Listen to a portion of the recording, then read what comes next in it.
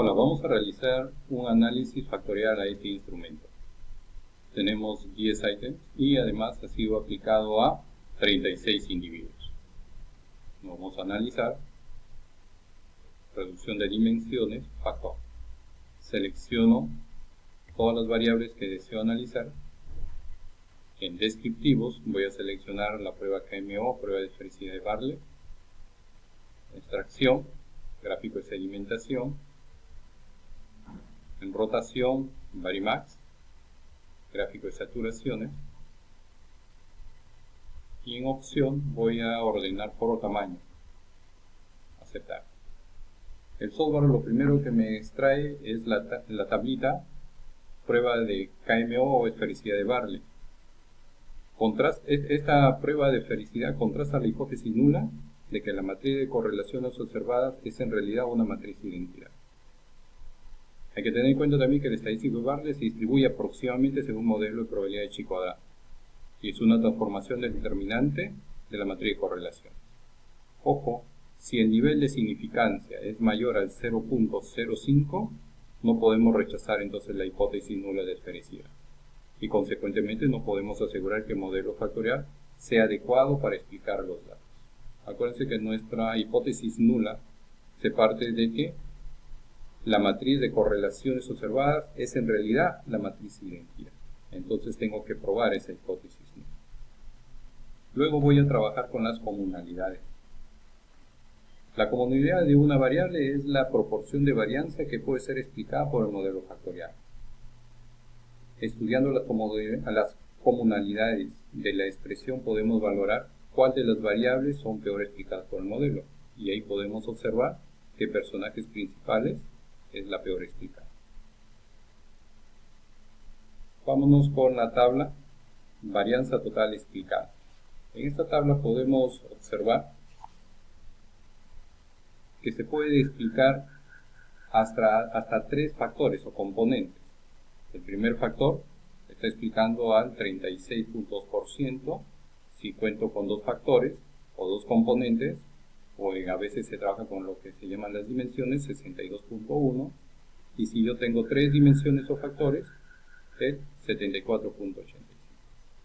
Y así sucesivamente puedo ir agregando dimensiones para poder explicar mejor.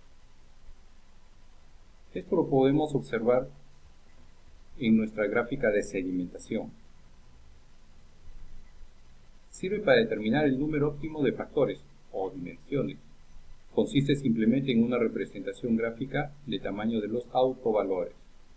Hay que recordar que un autovalor indica la cantidad de varianza explicada por el componente principal. Entonces, en este gráfico de sedimentación se ofrecen los autovalores ordenados de mayor a menor. Es importante revisar este gráfico de sedimentación de izquierda a derecha, buscando un punto de inflexión, en la que los autovalores dejen de formar una pendiente significativa y comiencen a describir una caída de poca inclinación.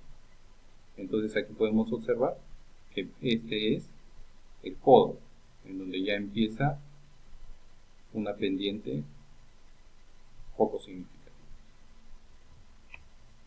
Matriz de componente y matriz de componente rotado. Aquí podemos ver la cantidad de ítems que se asocian al componente 1 o a la dimensión 1.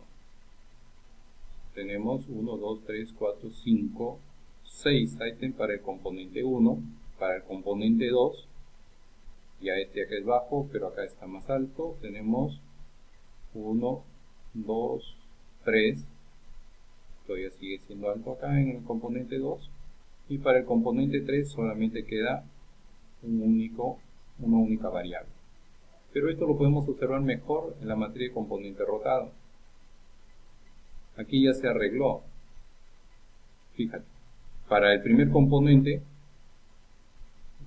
identifica el tema, secuencia de hechos de texto leído, significado de la palabra y qué opina de la actitud.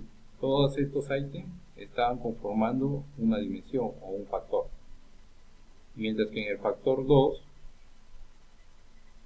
tenemos los ítems para que se escribió este texto, que hubieras hecho tú, la intención del autor, ¿sí?